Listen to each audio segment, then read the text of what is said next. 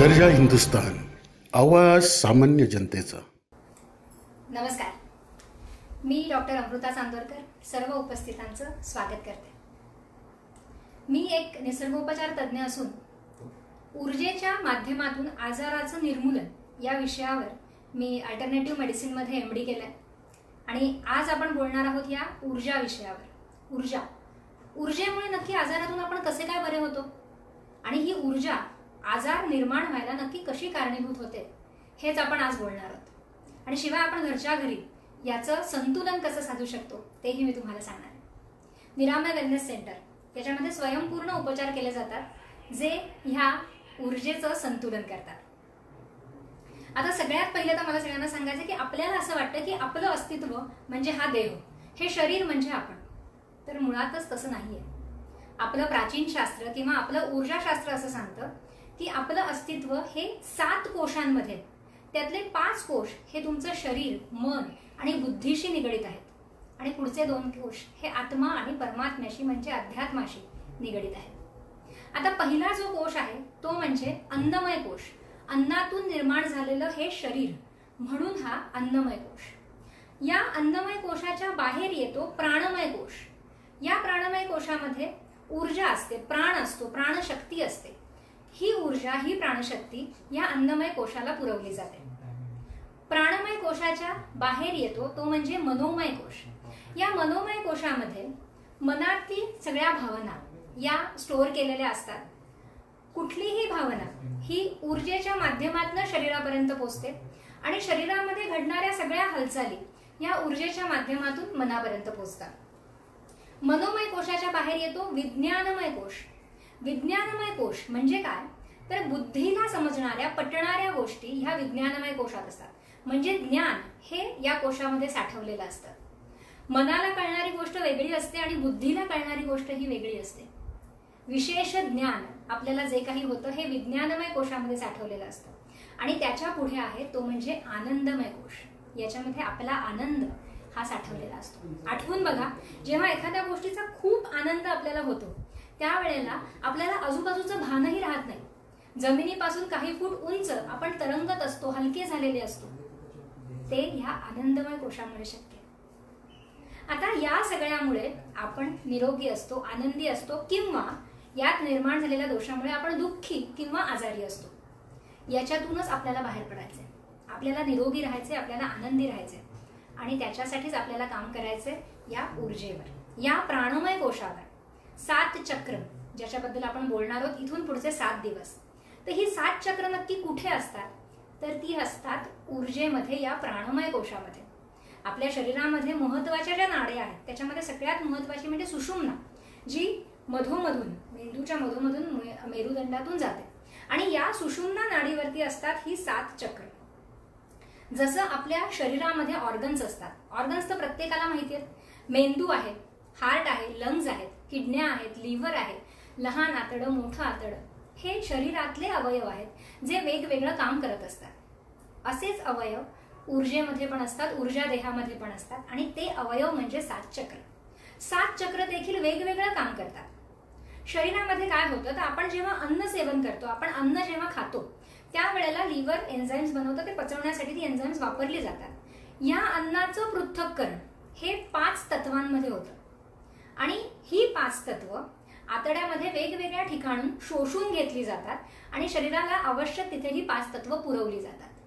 हेच काम, सेम काम ऊर्जा देहामध्ये होतं या चक्रांच्या माध्यमातून. ऊर्जा देहामध्ये काय केलं जातं, तर ऊर्जा देहामध्ये ज्या नाड्या असतात त्या वातावरणातनं ऊर्जा संकलित करतात, जी तुमच्या प्राणमय कोशामध्ये येते. आता ही ऊर्जा, शरीरातलं प्रत्येक चक्र हे त्या ऊर्जेतलं वेगवेगळं तत्व हे ऍब्सॉर्ब करतं, त्याच्यावरती आपला संस्कार करतं आणि ते जिथे जिथे गरजेचं आहे तिथे तिथे पोहोचवतं. हे काम आहे चक्रांचं. आता आज आपण जे बोलणार आहोत ते बोलणार आहोत मूलाधार चक्राबद्दल. शरीरातली जी 7 चक्र आहेत त्याच्यात सगळ्यात शेवटी तळाला असणारं चक्र म्हणजे मूलाधार चक्र. आपण मूलाधार चक्रापासून सुरुवात करतोय, त्याचं कारणही तसंच आहे. कारण मूलाधार चक्र, स्वाधिष्ठान चक्र, मणिपूर चक्र हे शरीराशी निगडित आहेत. शरीराचा महत्वाचा भाग या चक्रांमार्फत पुरवला जातो. तिथून पुढे अनाहत चक्र, विशुद्ध चक्र, जे आज्ञाचक्रापर्यंत जेव्हा आपण येतो तिथे मनाचा भाग, मनाला कंट्रोल करण्याचं काम या चक्रांमध्ये आहे. आणि पुढे आज्ञाचक्र आणि सहस्रार चक्र हे मला असं म्हणावं लागेल की परमेश्वराकडे जाण्याचं एक मार्ग या चक्रांमार्फत आपल्याला मिळतो. त्याच्यामुळे शरीरापासून आपण सुरुवात करणार आहोत, मनापर्यंत येणार आहोत आणि मनाच्या पुढे आपण परमेश्वरापर्यंत पोहोचणार आहोत. आता मूलाधार चक्र. तर मूलाधार चक्र नक्की कुठे असतं? तर आपल्या ऑरामध्ये असणारं मूलाधार चक्र हे शरीराच्या मेरुदंडाच्या तळाशी, म्हणजे आपलं गुदद्वार जे आहे त्याच्या तिकडे असणारी जी शिवण आहे त्या शिवणीवरती आहे मूलाधार चक्र. याचं तोंड जे आहे ते जमिनीच्या दिशेने आहे. आणि मूलाधार चक्र काय करतं तर ऑरामध्ये संकलित झालेली जी ऊर्जा आहे त्यातलं पृथ्वी तत्व हे ऍब्सॉर्ब करून आपल्या शरीराला जिथे जिथे गरजेचं आहे तिथे तिथे पोहोचवतं. पृथ्वी तत्व आपण म्हणतोय.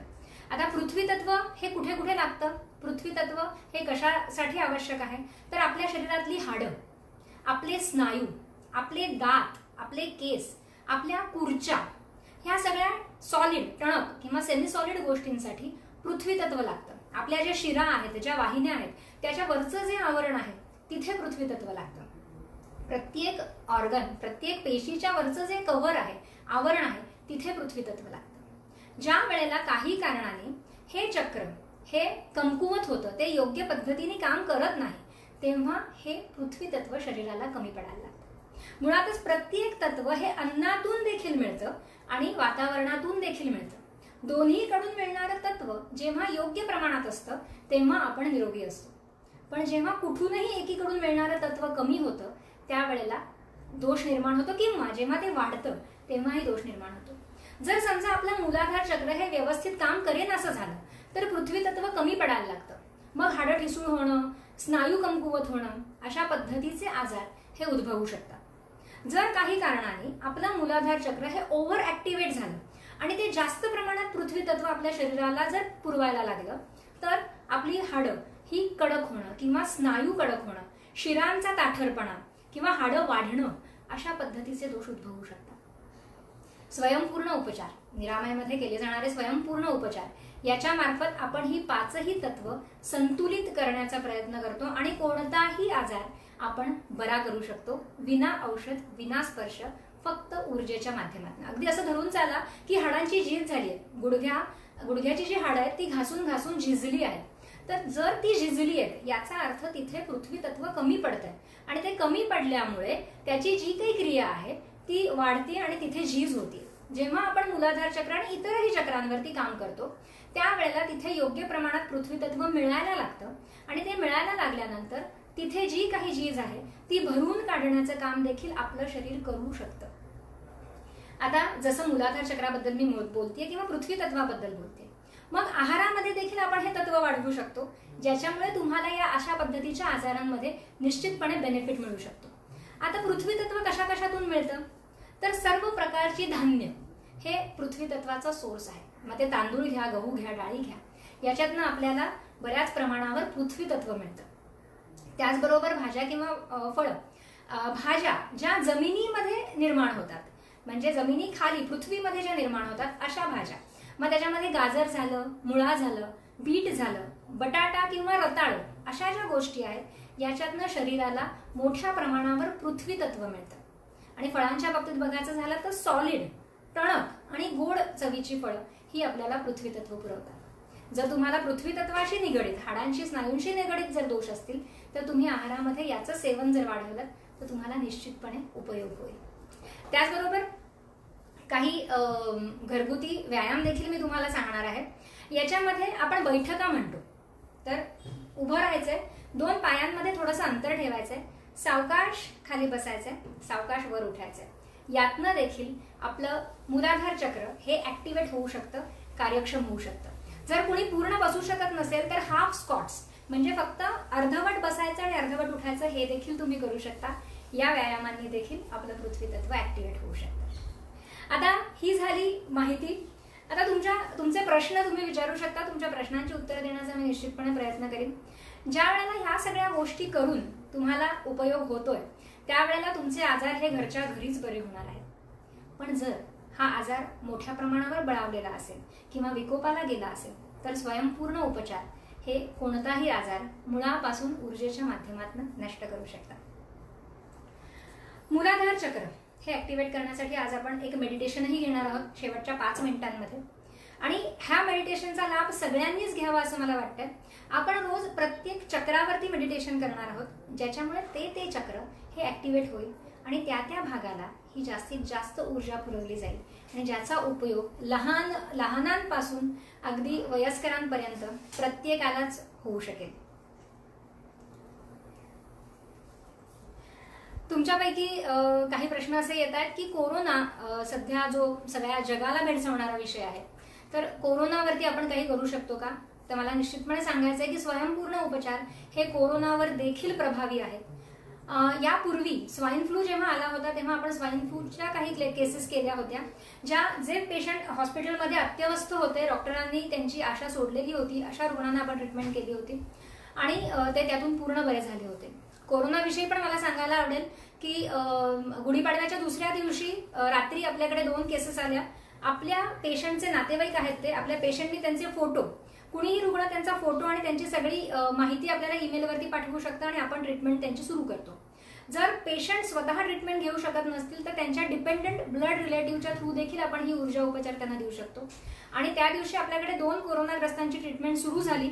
त्याच्यानंतर 2 दिवसांनी ते जे मिस्टर होते त्यांचा रिपोर्ट हा निगेटिव्ह आला, ते कोरोनातून बाहेर पडले आणि त्याच्यानंतर पुढे 2 दिवसांनी त्यांच्या मिसेसची जेव्हा चाचणी झाली तेव्हा त्याही आता कोरोनातून पूर्णपणे बाहेर पडलेल्या आहेत. ऑफकोर्स ते आजही क्वारंटाईन आहेत, कारण रिपोर्ट जरी नॉर्मल आले तरी त्याच्या पुढे पण काही दिवस त्यांना विलग राहायचे, अलग राहायचे. पण हे मला असं वाटतं की स्वयंपूर्ण उपचारांचं यश आहे की त्यांच्या कुणीतरी रिलेटिव्हच्या थ्रू आपण त्यांना मदत देत होतो आणि त्यातून ते पूर्णपणे बाहेर पडलेले. निश्चितपणे तुमचा प्रश्न आहे की स्वयंपूर्ण उपचार कुठे कुठे घेता येतील आणि कसे घेता येतील. तर आपली सेंटर्स जे आहेत ते 4 ठिकाणी आहेत, पुणे, मुंबई, कोल्हापूर आणि चिंचवड. याच्या व्यतिरिक्त तुम्ही कुठेही असला तरीही तुम्ही ईमेलच्या माध्यमातून, पत्राच्या माध्यमातून, व्हॉट्सअपच्या माध्यमातून तुमची माहिती पाठवू शकता. स्वयंपूर्ण उपचारांमध्ये आधी आपल्याला रुग्णाचा ऑरा चेक करावा लागतो, त्याची चक्र चेक करतो आपण, स्कॅनिंग म्हणतो आम्ही त्याला, आणि त्याच्यामध्ये जे दोष उत्पन्न झाले आहेत, कुठली 5 तत्व ही कमी आहेत किंवा अधिक आहेत हे आम्ही, आमचे डॉक्टर्स, आमची टीम शोधते आणि त्यानुसार रोज ट्रीटमेंट केली जाते. ट्रीटमेंट ही तुम्हाला फोनवरनं घरी बसून घ्यायची असते. तुम्ही घरी बसून तुम्हाला सांगितलेल्या वेळी तुम्ही फोन करायचे आणि 5 मिनिटं ध्यानस्थ बसायचं असतं, ज्या वेळेला तुम्हाला हे उपचार दिले जातात. वेबसाईट आहे आपली nirame.com. nirame.com वरती तुम्हाला नक्की ही उपचार पद्धती काय आहे, कसा उपयोग होतो आणि बऱ्याच रुग्णांचे अनुभव देखील तुम्हाला तिथे पाहता येतील. प्रत्येक चक्राची माहिती आहे. नक्की दूरस्थ उपचार, आता जसं मी म्हटलं की तुम्ही घरी बसून फोन करून उपचार घेऊ शकता. अनेकांच्या मनामध्ये प्रश्न निर्माण झालेला आहे की घरी बसून कसे उपचार घेणार. तर मुळातच ऊर्जा उपचार असल्यामुळे ऊर्जा ही कुठूनही कुठेही जाऊ शकते. मी घरी बसून मोबाईलवरनं कुणाशीही जर संपर्क करू शकते, याचा अर्थ आता मोबाईल ही प्रणाली आपल्याला माहिती आहे की सॅटेलाइट थ्रू कुणाशी तरी आपण संपर्क करतो. मी भारतात आहे, माझी कुणीतरी मैत्रीण अमेरिकेमध्ये आहे, तरीही मोबाईलच्या माध्यमातून मी तिच्याशी संपर्क करू शकते. या ज्या काही रेज आहेत, या ज्या काही वेव्ज आहेत, या सॅटेलाइट थ्रू तिथपर्यंत जातात आणि आम्ही कनेक्ट होतो कितीही लांब असलो तरी. याच माध्यमातून स्वयंपूर्ण उपचार केले जातात. आपण सगळेजण या ऊर्जेच्या महासागरामध्ये आहोत आणि तुम्ही कुठेही असलात तरी फक्त लागते तुमची परमिशन आणि त्या परमिशनसाठी फोन.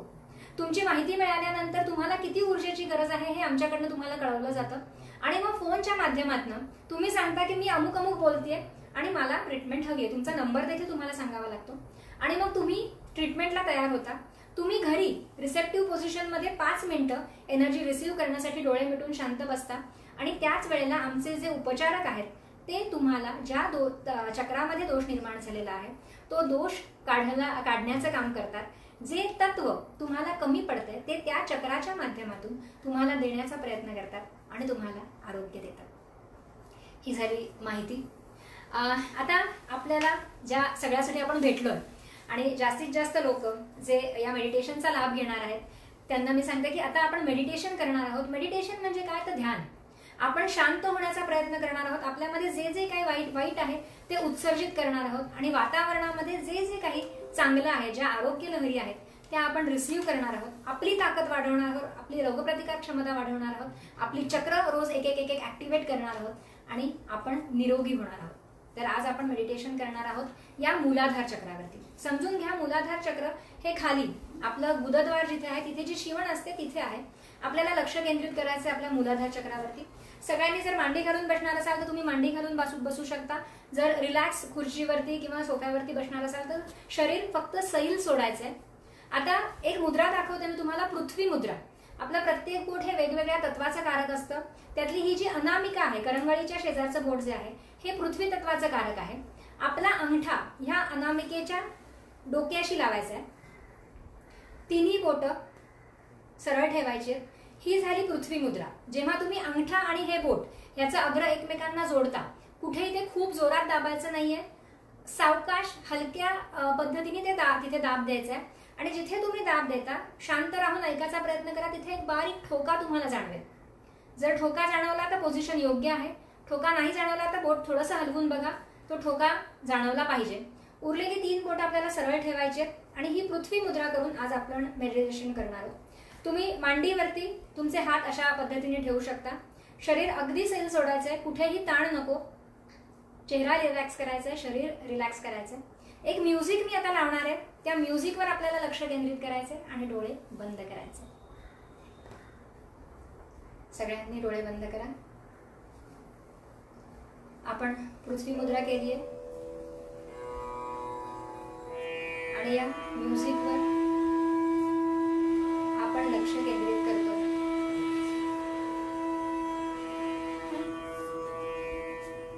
आपलं संपूर्ण लक्ष आपण मूलाधारापाशी केंद्रित करणार.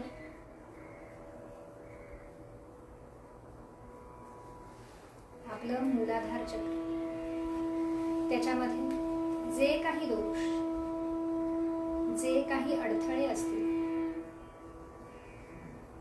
ते अडथळे पूर्णपणे नष्ट होऊ दे, हा विचार आपल्याला करायचा. सावकाश श्वास घ्या.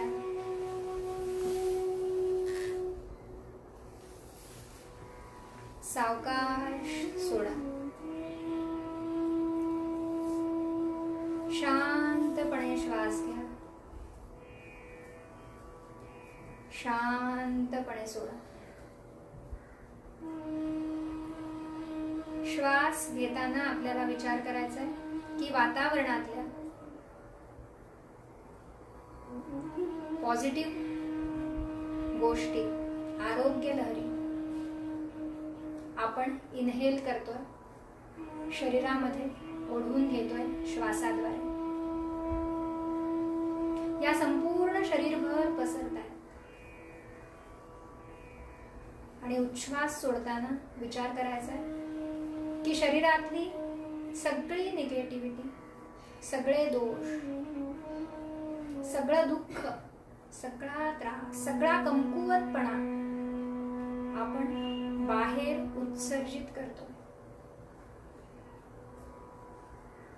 पुन्हा शांत श्वास घ्यायचा. लक्ष मूलाधारावर केंद्रित करायचं. प्रत्येक श्वासागणिक आपल्याला आरोग्य मिळतं आणि प्रत्येक उच्छ्वासामार्फत आपण सगळी निगेटिव्हिटी, सगळे दोष बाहेर फेकतो. चेहरा अगदी रिलॅक्स करा. कपाळ रिलॅक्स, डोळे रिलॅक्स, संपूर्ण चेहरा अगदी रिलॅक्स होतो. गळा, मान, दोन्ही खांदे रिलॅक्स करा. दोन्ही हात रिलॅक्स करा. छाती, पाठ, पोट, कंबर, संपूर्ण शरीर अगदी रिलॅक्स होत आहे.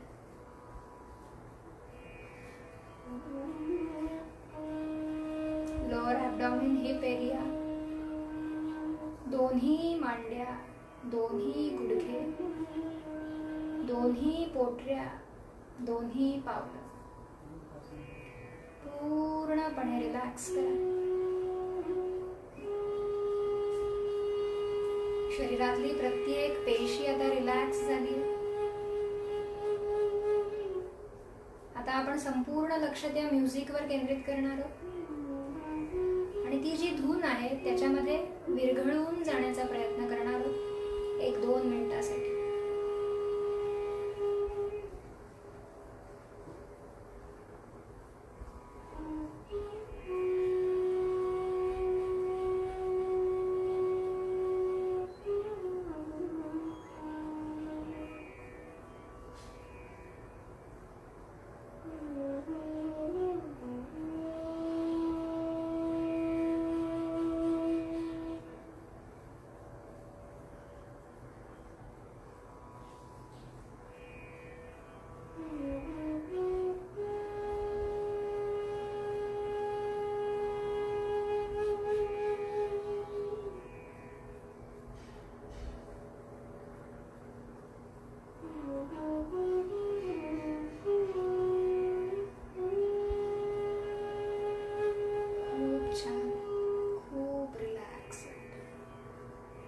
खूप शांत, खूप हलकं वाटतं.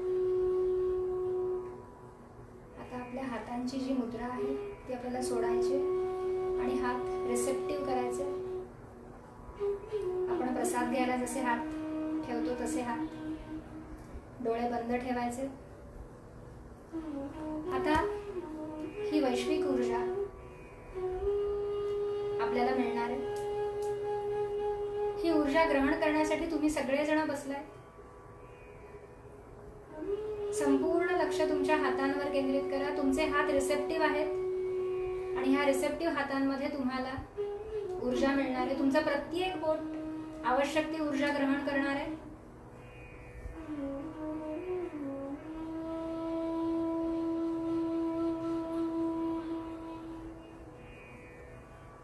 आपलं मूलाधार चक्र पृथ्वी तत्व ऍब्सॉर्ब करतं. सगळी हाडं, सगळे स्नायू, सगळ्या शिरा, प्रत्येक पेशीपर्यंत हे तत्व पोहोचतंय आणि आपण सशक्त होतोय. शरीरातलं जलतत्व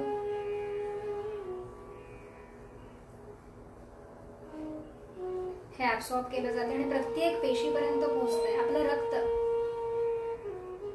आपली लाळ, आपला घाम, आपलं मूत्र, शरीरामध्ये जे जे जल आहे त्याला हे तत्व मिळतंय आणि त्यातले सगळे दोष नष्ट होऊन हे तत्व चार्ज होतंय, ऍक्टिव्हेट होतंय.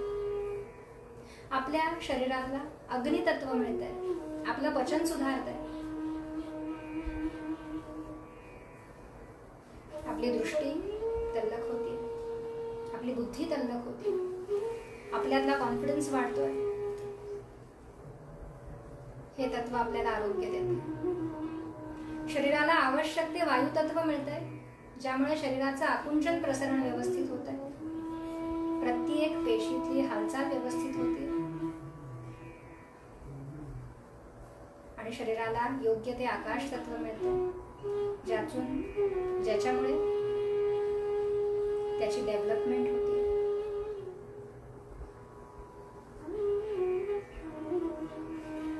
आता सगळ्यांनी शांतपणे डोळे उघडायचे. डोळे उघडल्यानंतर हात एकमेकांवरती घासा.